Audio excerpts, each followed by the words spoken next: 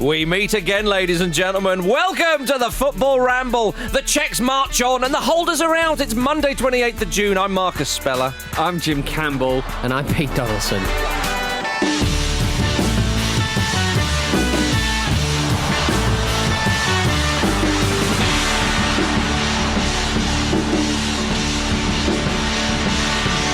Happy Monday, everybody. Happy, especially if you're from the Czech Republic, Jim. Or Belgium. Or Belgium. Or anywhere. Or anywhere. The people from the Netherlands need it. Yeah. They do. They need our love. A big old boost. My goodness, chaps, it's heating up, isn't it, in England's side of the draw? Yes.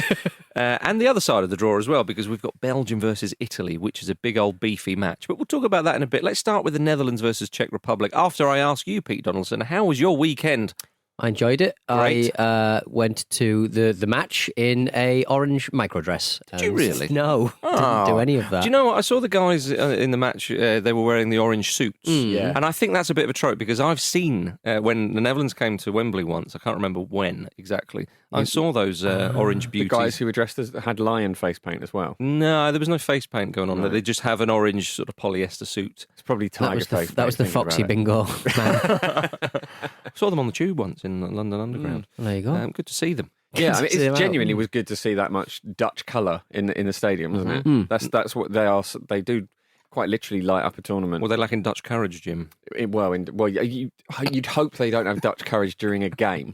The first 10 minutes would probably be raring to go and flying out the blocks, but after that, you would think, probably. Is it courageous probably shouldn't have been drunk when I started the game. Is it courageous to handle a ball to present someone with a red card situation? Evidently not. Is that courageous? I mean, seeing it live, it seemed really daft. And you're like, well, obviously he's going to get sent off. I can't believe it took that long. Seeing the replay was like, yeah, that's exactly what I thought. And then seeing the replay after the game, when there's been a bit of time to settle, it's like, you got still silly. Is utterly clownish. This is one of the most ridiculous shapes I've ever seen a human being make. Why is everyone blaming the manager? I'm sorry, I don't care where you are as a manager. You cannot plan for that. A man doing a bit of handball. Yeah, unless De Boer has said, look, if he's got the beating of you, fall over and slap the ball. Yeah. I mean, he did say that he would take the blame, although I did feel sorry for Matthias de Ligt because he said after the match, what I've done has cost us. And when you hear a young lad like this, just you feel very sorry. Kind of hang over his career. But it did change the match, didn't it? Oh, completely. But then the changes didn't necessarily have to be made where you lose your wing backs, so you can't bomb on. It's like you can not do that. De Boer could be the way that he reacted to it. I mean, by the way, and everyone's you're very clever with hindsight, aren't they? People then after the game, well, the Czechs bossed this. They absolutely bossed this. They ran the show. They deserved it. It's like, well, hang on a minute. Yeah. If you'd have said halfway through the first half, or for the majority of the first half, I would say, and even right up to the goal, lest we forget they had a chance, the Dutch, you said, Czech Republic are going to win this 2-0. I don't think many people would have believed no, you. Absolutely and of course, the game ebbs and flows, but the sending off was absolutely crucial. It was, but purely because it was quite tight, wasn't it? I mean, for me, the hallmark of the first half was the Dutch having to go back to Stekelenburg because they just couldn't get through the Czech line. And they were so organised. Yeah, but they missed a chance, a one-on-one. Seconds, was it? A minute or something like that before De Ligt gets sent off. Yeah. Now, they should score that. Yeah. It should be 1-0 up there. How a game suddenly sort of changes. Yeah, the Czechs played it well. I mean, the Dutch, the question marks have always been over the Dutch defence. Gary Neville has said this a number of times. Our very own Luke Aaron Moore has very much been an opponent, I would go as far to say, to old Frank de Boer. Liverpool found it very hard this season without Virgil van Dijk. They did, very much did. So I know that the Netherlands defence has been in question, and people saying, well, when they play a good side, they might struggle. Well, of course, the way the draw opened up, the best sides are in the other side of the draw, so maybe they could have gone on a run. And of course, the Czechs did well to sort of contain them a bit. On another day, the Dutch might have scored. They didn't create too much. So the Czechs, I suppose you could say, managed the game well. And then when the mistake or the error happened with the sending off, they pounced. And you've got to give them full credit for that. They were really patient with it as well, which was interesting because the Dutch seemed to fall apart under the very idea that they only had 10 men now. And it wasn't like the Czechs were like bombing up and like trying to just batter the door down. They were really patient, just kept to their tidy game, and obviously it paid off. Well, Gilles Harvey, the manager of the Czech Republic, of course, who got a lot of praise pre-tournament by various journalists. I mean, on the Lions Watch podcast, Luke and I did in the run-up to the tournament, we interviewed a Czech journalist who said he is a brilliant manager. He's brought the team together. They're well drilled. And it's all the cliches that people can say, well, shouldn't most teams be like that? Well, going on that game, you would suggest that. But he really has fostered a great team spirit with a side who have a sort of a differing recent history with major tournaments. They failed to get to some. They've not really performed that great. They've done very well in others in recent memory. So to get a side like the Czech Republic going, he's done extremely well. We saw with Hungary, at one point they were going through, what team spirit can do and being well organised, but they have a bit of quality. Holles was brilliant. I think it's pronounced Holles. I don't want to call him Holes. He was so busy all the time. It's like an attack dog. He's like, I want the ball, give me the ball. Absolutely right. And then, of course, with Schick up front, real quality there to put the ball in the net. His fourth goal of the championship so far. And they were excellent. But the Dutch, though, I mean, attack is really the only thing they did. We saw them in the group stages, sort of a bit of a swashbuckling start, and they entertained. Yeah, they were decent. With this, though, as soon as something went wrong, it was bad. Yeah. But that's the thing. You can lose a game heroically with 10 men. As we've seen our very own England do that on occasion. But to crumble the way they did, I was quite damning. I was on Van Aanholt's transfer market thing. Like, he looks like he's played about 40 games this season, but he clearly hasn't. He's going to play like 20 for Palace, and he won't be playing any more because he's gone. My expectation of the Dutch was that they would lose in an entertaining way, where their defence sort of fell apart and they someone pumped them for goals. And I suppose you could argue that happened, but I didn't expect it to be quite as self-destructive and also quite as meek. Yeah, I suppose that's the thing with tournament football, isn't it? Your expectations count for nothing, essentially. But I think that's what Šilhavi's done with the Czechs there, is that they've come through a tough group. And I think, as Luke's made the point, actually, England's group was tougher than people might think. Croatia's still a handy side. They're obviously playing Spain later. It'll be interesting to see what happens there. The Czechs themselves are good. People saying this side can go further than actually people might give them credit for. So, I mean, against the Dutch, like I say, I know what you mean with the Dutch, the way they played. Again, the way the group kind of pans out, they're thinking to themselves, we could have a run at this. Because, Czech Republic, they would think, well, we're the superior side here. They were the favourites, of course they were. But Šilhavi and the Czechs, they didn't seem to be afraid of anybody. No. And nor should they be. And the way we often hear the term, especially in this tournament, game management, that seems to be the one of the buzz phrases of this Euros, is that it was a case of, they're going to come at us. Let's just batten down the hatches and weather the storm. And the mistakes, the cracks will appear at some point. And they probably would have done. I mean, they didn't realise it was going to be such a spectacular one with the sending off, of course. But the fact of the matter is, after nearly conceding, goalkeeper makes a great save, to then have De Ligt on the turn, which he's not that great at, getting his feet in a bit of a mess. And Neville said himself, you never slip. You get yourself into a bit of a panicky situation, and then you react as such, and that seemed to be the case. Absolutely. Gary Neville did also say that every goalkeeper should save every shot, though, didn't he? So, when did he say that? I forget exactly when it was, but it was on Sky. It was mad. So give De Ligt a little bit of bit of sympathy as well there. I think they were just confused by the fact that the Czech Republic are playing number 9 at right back. They're just like, I don't know what's going on. I did enjoy Kufal tripping over the ball as well. It's surprising that doesn't happen more. Really? What do you mean? As in, like, a little rotating sphere, knocking around. Yeah, you don't want that. Your it's quite easy to knock you off your balance, isn't it? Yeah. Exactly. True. You can stand on that and fall over like Kufal did. You don't expect that of the winning team. You don't expect a team one of the professional footballers of a team to have stepped on the ball and fallen over, and that not be the most calamitous thing in the game by any stretch. No, it was the second goal that was the most calamitous. What I loved about the setup for the second goal was the first touch to knock it through the two defenders was one of those sublime touches where you do that and you carve a whole team open. Like, it was glorious. The second touch, you're like, oh, he's knocked out of it too far wide. And then, unfortunately, the third touch was obviously to pass it into Schick, who just sort of stroked it into the back of the net, which was delightful. The first goal, though, was quite damning again, because to have that sort of free header, that, quite close. I know it was a bit of a pinball sort of situation, but again, like, you're down to 10 men. Do something other than think, all right, we've just got to attack or something. set up and go, right, okay, lads, this may go into extra time. We're going to have to be patient here. But I think that was the only thing. De Boer himself said, I wanted to go to a 3-3-3 after they were 1-0 down, and then the second goal went and killed them. But I don't know. Like there just seemed to be very little sort of, right, we're down to 10 men. Okay, let's keep the ball as much as we can. Let's play conservatively. And with a player like Frankie de Jong in the centre of the pitch, you have the option of having someone who can put his foot on the ball and just knock it, and sideways passes and backwards passes if needs be. Yeah. But there just seemed to be none of that. Panic, really, wasn't it? Completely. They just seemed to panic, and it was a little bit, I suppose, unbecoming of such a great nation. Well, you expect more. But you do. And then, of course, towards the end of the game, all they're doing is just hitting hopeful passes up the pitch. Surely you've got a plan going into a tournament for what happens if someone gets sent off. Well, you must do.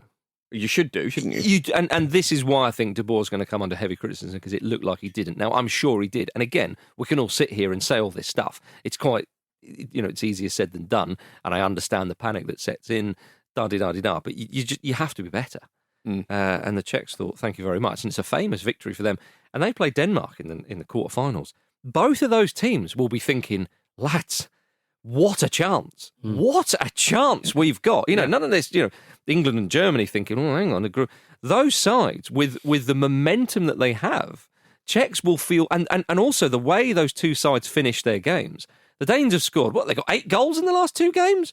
They hammered Russia. Yeah. And then the way they beat Wales, they finished the game with a canter. That kind of energises you. Compare that to the way Belgium finished the game. We'll come on to them in a second. They've both got pedigree as well. And there is something to be said for the sort of the power of nostalgia, isn't there? I mean, I suppose obviously Denmark are in this really unique situation where every positive thing that happens to them feels euphoric, as we discussed the other day, because of the sad circumstances of what happened earlier on in the group. Obviously, they've won it before in 1992 in exceptionally strange circumstances. The Czechs were in the final in 1996, of course. And also, they have clearly got the calm head needed to be mature about that. Yeah. And it's so exciting for both teams. This is going to be really, really interesting matchup. Yeah, I completely agree. 2 Schmeichels contesting a final in the Euros. That's what I want to see. You want to see that, don't you? I want to see it. Yeah, no, obviously not at the same time. Not at the same time. That would be madness. I don't know how that would even work. I don't think it would be possible, actually. We just get Pete on the coaching staff, don't you? Peter Schmeichel, that is not you. Okay. I do like the fact that the Netherlands have been shown 4 red cards at the Euros, all against the Czech Republic or Czechoslovakia. So why are we surprised, actually, it happened? Yeah, it's on us. And it does, again, beg the question, Frank, you knew this was going to happen. Yeah. You should have looked at the history books. I thought I'd get half one because they're just Czech now. Yeah. He did just get a booking, didn't he, initially? Yeah, I guess so. And then, oh my goodness, you imagine, though, what it's been like being defended. It would be like being told, I'm telling the teacher on you, and you're thinking the teacher's looking up at the evidence and, it's coming, don't send me off. The VAR is taking longer again, isn't it? Yeah, I think by the time there's a check in the final, for England's goal, it will take about 10 minutes. Yeah. Thomas Holl is obviously man of the match, and he said after the game, "This is a dream, the best game of my life." Isn't that nice? You see, yeah, that's lovely stuff. That is, but it was the first time the Netherlands didn't have a shot in a major tournament game since records began in 1980. Poor. Rubbish. I mean, that is slightly misleading because, again, the way Marlon went through. Yes. I know that's not registered as a shot on goal. But it was a glorious chance. It was very well saved by the goalkeeper, but absolutely glorious. But yeah, they will face Denmark on Saturday, which will be an intriguing encounter, gentlemen. But I mean, it makes England's 1-0 win against the Czechs a little bit more impressive. Yes, we were in the true group of death. It was just a slow death. That's all. Yeah, it was a very, very slow death. The sad thing about the Dutch going out is that we won't see Denzel Dumfries anymore. He's had a lovely time this summer. He's been brilliant, hasn't he? Yeah. Marauding up and down. Yeah. Well, is he going to be marauding up and down the Premier League soon, Jim? Well, it's tempting to assume that every player will be at one point, won't it? Because of our kind of ingrained Premier League focused arrogance. So he could be the subject of a £40 million move to sort of middling, ambitious Premier League side, and then he plays a dozen games and that's about that. I think he's better than that. I think he is as well. I think they'll go for cheaper as well because it's a depressed market. I keep on talking about this depressed market. People who would be worth 300 million are now 100 million, and it's regarded as a good deal. Yeah. So I think he's a 20 million footballer, and people are like, "What a great deal!" Newcastle United. Too exciting to think? Too exciting. 20 million's a lot as well. We had Van Aanholt in the Championship, and look where he is now. Yeah, exactly. Yeah. All right, fair enough. Well, wherever he pops up next, or even stays, because he can stay where he is, we look forward to seeing him. Because we now know, this is the thing, in the Euros, sometimes we think, you don't really discover that many new players because of the internet and blah, blah, You blah, always blah. do, though, don't you? You always do, Jim, because you can't be across everything. All right, everybody, let's have a quick break.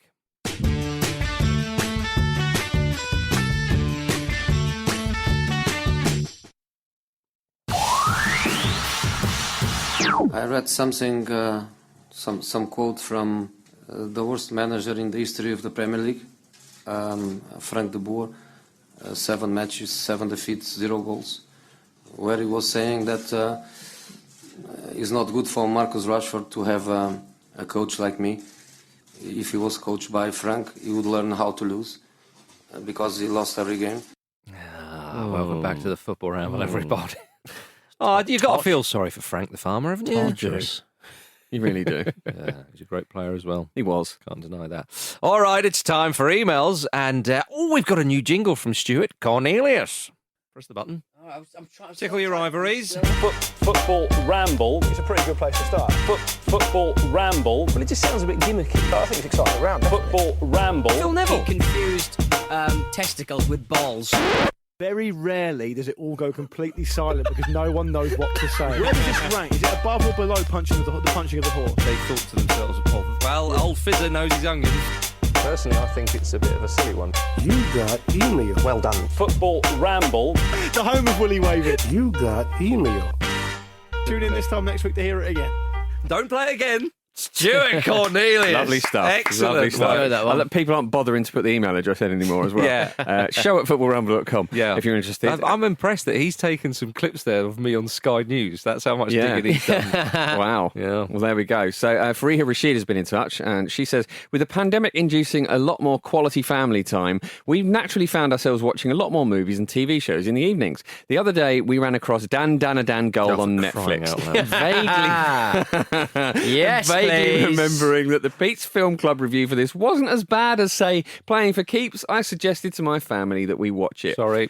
This was a mistake. Damn right it was. Please bear in mind that we are a South Asian household, so we're used to watching Bollywood movies on a regular basis and are familiar with the fact that they're very much hit or miss. This was a miss. I don't think Peace Film Club really conveyed the extent to which this movie is a massive dumpster fire. This is almost 3 hours of our respective lives we'll never get back. Did you guys miss the fact that the team doctor wore a jacket labelled with RN on the front? Now, I believe RN is registered nurse. Right, isn't okay, it? is that what the point is being made there? But if there's anything else that stands for RN, I want to know. I want to know. I mean, it could be many things, couldn't many it? things. But I mean, I don't. Not enough to be a doctor, effectively. I think that's the point there. Suffice to say, my movie-picking privileges have been revoked until further notice, and I can't figure out whether it's the Ramble team's fault for glossing over how stupid this movie is, or whether it's my own fault for seriously considering a selection from Pete Donaldson. Yeah. A dig at the end there. I'd like to apologise and congratulate the Rashid family for being playful with their movie choices. Yeah, I thought it was a long film. It was a long and the film. overarching thing from Film Club was that was about 3.5 hours. It was insanely long. I thought we put the boot into it quite heavily, and maybe we did put the boot into it quite heavily, and it's still not enough to get across how unenjoyable that experience was. I think it's on them. I'm not. I'm sorry. As loathed as I am to defend Pete, I think we did spell out how poor that it was in Pete's Film Club. Yeah. Okay, it's not going to be a cracker. Have a look at Diamantino. I enjoyed that. Yeah, that one. was good. That was a good That was one. weird. Better than Dan Goal. Definitely. Yeah, which I believe is the 5th instalment. Right. So yeah, show@footballramble.com if you have any more bones to pick with us, I suppose. Playing for keeps. 3 words in that order that I thought I'd never hear again. Didn't want to hear again, everybody. Right, let's go back to the Euros. Belgium beat Portugal 1-0.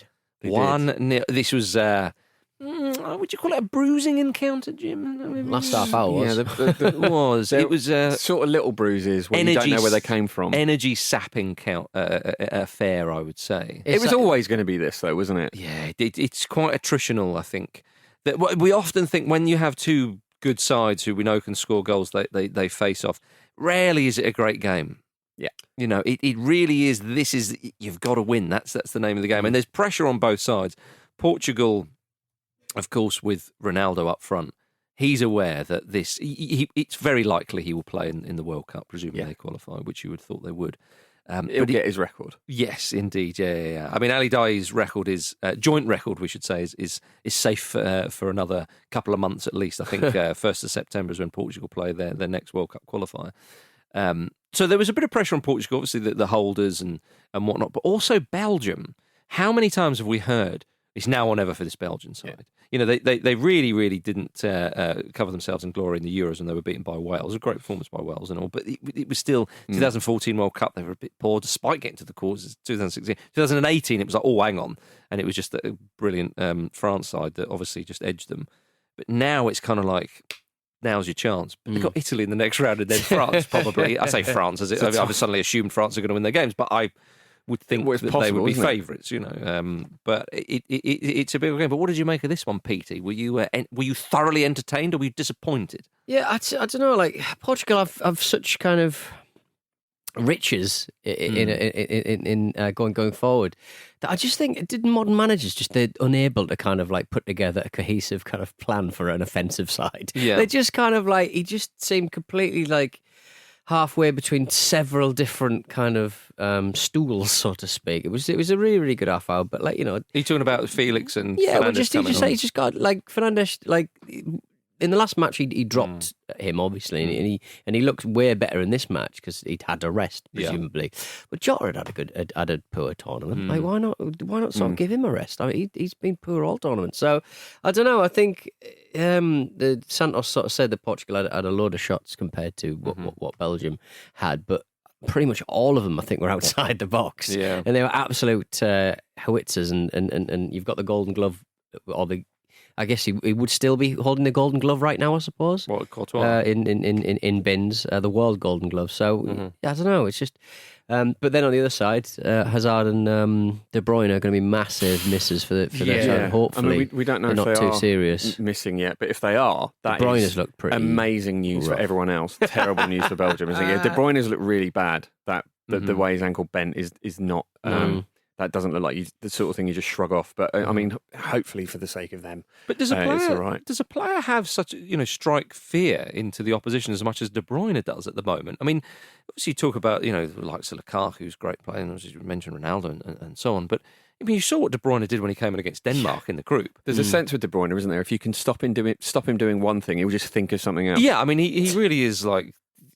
Obviously one of the best players in the world, that to say the least. You could argue that perhaps he is the best player at the moment. But the influence he has, even when he went off, Portugal upped their game. Yeah. And there's a few things at play Belgium there, I sort understand. Of receded into themselves. But Belgium are a bit like, okay, well, he's off now. Because when he's on the ball, he can, he does all manner of things, but even like picking a long pass if you need that kind of outlet sort of thing. But when he came off, Portugal sensed, right, now we can turn it on. So you would worry for them if he's not playing against Italy, because that will give Italy a huge boost as well. But we shall see about that one. But what about Torgan's goal, Jim? Oh, it's beautiful. Swerver. It was the like Roberto Carlos-esque kind of banana swerve on it. Like I loved.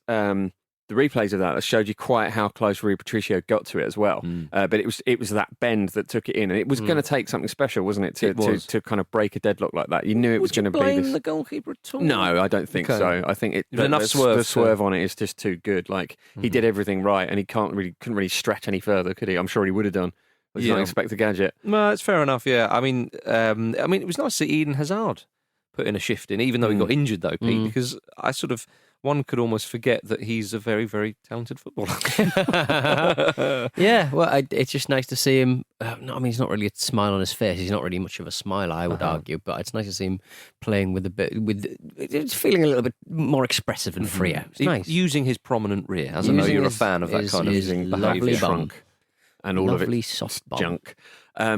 I enjoyed Renato Sanchez a lot as well, just running through walls. Yeah, he's had a really good tournament. What about Pepe running through people? Oh, perfect. Look, never retire. Never inject him with whatever is needed to keep that man on that pitch, because the villainy is exceptional. Yeah. I mean, it was glorious. It was. I was expecting.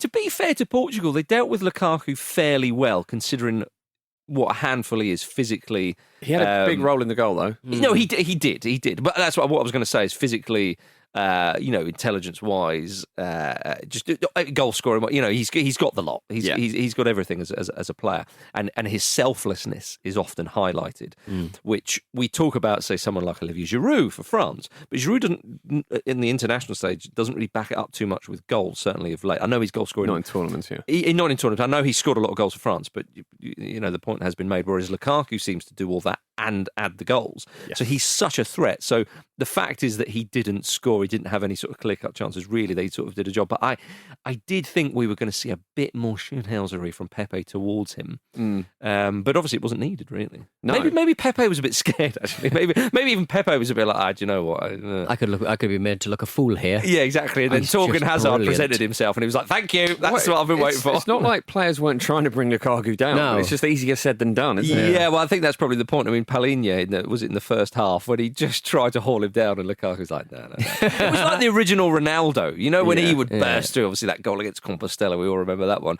When you just, how do you stop this man? But to be fair to Portugal, they sort of marshaled Lukaku. They weren't too bad, but he's just relentless, isn't he? He said earlier in the week, when people talk about Lewandowski, Benzema, Kane, Suarez, they say it's world-class level. With me, it was always about good form. I belong with that group. You have to agree with it. He does. Massively agree. 63 goals for Belgium. Yeah. It's an astonishing record. He's only 28. And you can see that sort of slightly winding him up, because I wouldn't put him down as particularly arrogant. That's the kind of, if someone like, Ronaldo comes out with some sort of quote like that, you kind of expect it. But with Lukaku, his whole life, if you look at his backstory when he was in Belgium, it was always about proving people wrong because of the horrific abuse and so on he would sometimes get when he was playing younger football. So, yeah, butter him up.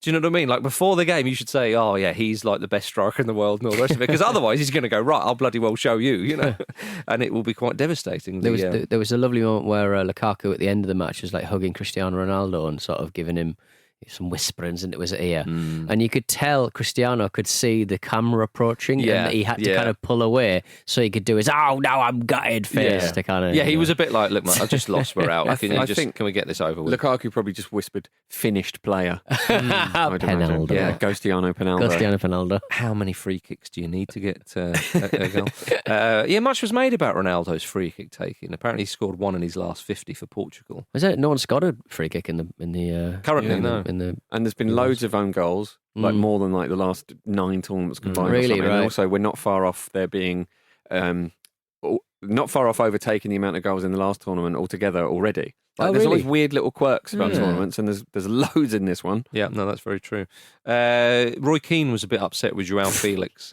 Called him an imposter twice. That guy's an imposter. He's an imposter. Your country needs you. He comes on. Hit the target. 100 million. If I was Ronaldo, I'd be going after him in the dressing room. He's going to do that anyway. But that sounds like the sort of thing one of those Penaldo accounts says. It's amazing. He's gone full troll. Honestly, Roy Keane, he brightens it up, but he's getting to the point where it's just maybe do some, figure out what you're going to bloody say, and that's rich coming from me, but figure out what you're going to say, and don't just fall back on, he's not trying hard enough. Well, he's not kicking hard enough. He's waiting for somebody to fall below the standards. Because, that chance, it was more of a half chance that Felix had when it came to him on the edge of the box, and obviously hit it wide. It was quite close to his feet. You can't really. Let's analyse the game. We don't need, that man is bad. Turn off Look your at the bad man. radar. An imposter. An imposter. That is very, very harsh indeed. The thing is, for Portugal, obviously Ronaldo, do you know what? I was about to do that whole, right off the Germans. He's coming towards the end of he'll be playing for another 10 years at this level. Probably. But with Portugal, again, one or two players, Pepe would be another obvious one, and Ronaldo age-wise. But, João Felix is obviously a very, very good player. He's very young. They do have options. And you would imagine if you're Bruno Fernandes, you want to be, because he likes to be the main man. You would think, come on, mould the team round me. But as you say, he's not starting every game. Yeah, it's a really good squad, isn't it? On paper, you would think it's better than the squad that won Euro 2016. So they do have to go away and have a rethink about how they're going to get the best out of these players coming through. And Ruben Diaz is a young guy. I know he had a header, of course, that went straight to Courtois another day. And Portugal came away saying that we were unlucky. Guerrero hit the post. I said Paul Jewell there. Not Portugal. Paul Jewell. Was he unlucky repeatedly? I don't know. Yeah. But Portugal, they weren't on it like a car bonnet. And if you remember Portugal. For those who remember that story. But Portugal, they felt they were unlucky. And it's true, on another day, they would have got an equaliser. And also it's a tough draw, isn't it? It's a very tough draw. But I think on the balance of play and what we've seen at this tournament, I think, Belgium, I think they're the second best team in this tournament. But I just think Portugal really... I think they flattered to deceive at the end of that game against Hungary. Yeah. Obviously, they were a bit overawed against a German team that aren't a vintage German team, and also the game against France was a little bit odd. I just think that actually when you look back at all of their performances, it's quite underwhelming. But do you not think with the coach Santos, you mentioned their performance 5 years ago, of course, when they won the tournament. It was very attritional when they played. You look at their results and performances. 3 draws they went through from the group. A late goal in extra time against, I think it was Croatia, penalties against Poland. A favourable draw, let's be honest, against Wales in the semi-final, where again, it was just attritional. And then in the final, hats off to them, beating France in Paris. But if you look at the squad now, they have more flair going forward. They have more attackers. And I think with Santos, the way he sort of sets them up, they won the UEFA Nations League, by the way, we can't forget. And they had that on their shirts, apparently. UEFA Nations Craig League Suter got in touch on Twitter. Did he? Yeah, good old Craigie.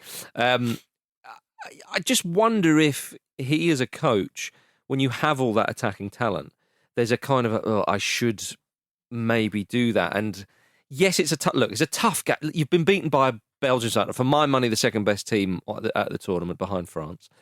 It's no disgrace to go out, buy the odd goal, and another day you may have gone through.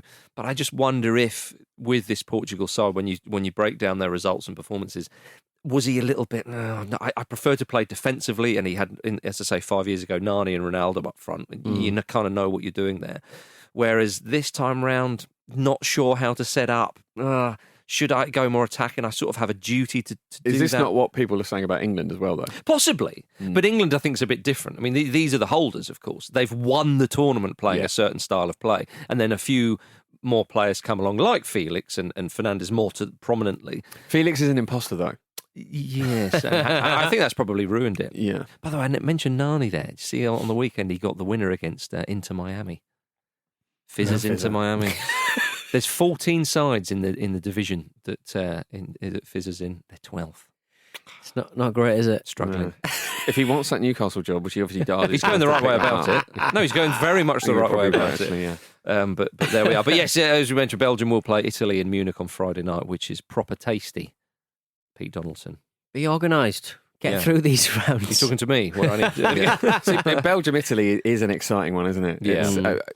I don't know what to make of Italy now, because they were so different at Wembley than they were in the groups. And I wonder if that's just the circumstances of the game. Or but they came good, though. They showed it in extra time, because against Austria actually played that really well. So well organised. They were. And Belgium are really well organised as well. They are, but Belgium will show more attacking intent, whereas Austria were happy to sit back because they know, again, that they're the inferior side, a bit like the Czechs. But Austria didn't have that moment against Italy, whereas the Czechs did against the Dutch. And Italy are a superior side to the Netherlands, of course. But yeah, I mean, I know what you mean. Italy in the group Italy have played teams so far that they've been expected to win against. Against Belgium, that'll be, it's a huge test for both sides, you would argue. Tonight we've got Croatia v Spain, tasty one, and France versus Switzerland. David De Gea is apparently amongst the Spain players practising penalties in training because he missed in the Europa League final. Yes. So they are going to have no stone will be left unturned for Luis Enrique's side. So there we are. Sadly for Croatia, Ivan Perisic has tested positive for COVID-19. That's a huge miss. That's a big miss. It's so sad when you hear that. Obviously, it was a shame for Scotland with Billy Gilmore, and there's other players, England and Mason Mount. We'll see if he starts tomorrow and all that kind of stuff. But yeah, Perisic is a huge miss. But in pure footballing terms, it is a chance for Spain. It is indeed. Who do you fancy for it, Peter? You've given all your predictions. Remind me what you predicted for this one. I think I probably saw Spain to go through, and unless I didn't. Didn't you say France on penalties? I think at this point all bets are off. Like they'll be people will just be really, really tidy. People will not want to let let anything past them. So, I don't think it might go to penalties. There you go. Yeah, this will be very short passy, this game, won't it? Very saucy indeed. Before we go, everybody, our TV giveaway is back for another week. Thanks to our friends at Toshiba, we're giving away a 65-inch TV every Friday throughout the Euros over on our Patreon. Wow. You need to be a UK resident and signed up to our Patreon to enter. So head over to patreon.com/Football Ramble to get involved. We've had 2 lucky winners so far, and there are 2 more to come. Remember that signing up for a higher tier on our Patreon increases your chances of winning. Good luck, everybody. On tomorrow's show, Kate Vish and Pete Donaldson. Bye-bye. Are we saying goodbye? On tomorrow's show, Kate Vish and Pete Donaldson. Yes, Looking I am forward to involved. that. Yes, well, ask me a question. You got to shout things at me. What do you mean ask me a question? Ask me a question. Am I having a good time? Do you think you're meant to give a preview of a show that hasn't happened yet? I don't know what I'm supposed to do. You're just shouting my name. I was just excited to know you're on tomorrow. Okay, I'm on tomorrow. Yes, Lovely. I'll be on tomorrow. Looking forward to it. You are looking forward to I'm going to do the show, and I'm going to go to my old house and do some weeding, and I'm going to watch the England-Germany match. I'm going to have a lovely time. You're going to weed your old house? I'm going to weed my old house. Why? There's weeds in it. It's not your problem anymore, isn't it? No, but those terrible people. I don't want to get an email from the estate agent saying, pity you've left weeds in the garden. Yeah. Your responsibility is to get rid of the weeds. Less said about that, the better, I think. Thank you very much. Also, I've buried some bones I need to exhume. George from Rainbow and his dark present. Thank you very much, Jim Campbell. You're welcome, Thank mate. you, Pete Donaldson. Goodbye. Thank you, everybody. See you soon. Farewell.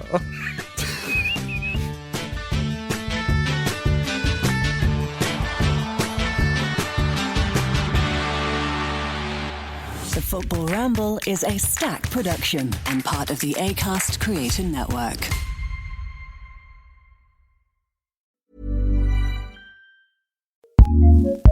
Acast powers some of the world's best podcasts. Here's a show we recommend. I'm Ned Fulmer. I'm Ariel. We're from The Try Guys, and we have a new podcast called Baby Steps. It's an irreverent parenting podcast because parenting is not perfect. We just had a newborn, baby Finn. I got pooped on. Ariel has pink eye. I don't have pink eye. We talk to some experts. We even bring you 4 a.m. thoughts from our garden. Oh my gosh, it's literally 4 a.m. Just to go back here, I thought I got poop in my eye. Yeah. And that causes pink eye. Parenting is a mess. We're a mess. You're a mess. Join us every Sunday. Listen to Baby Steps on Acast or wherever you get your podcasts. Acast recommends.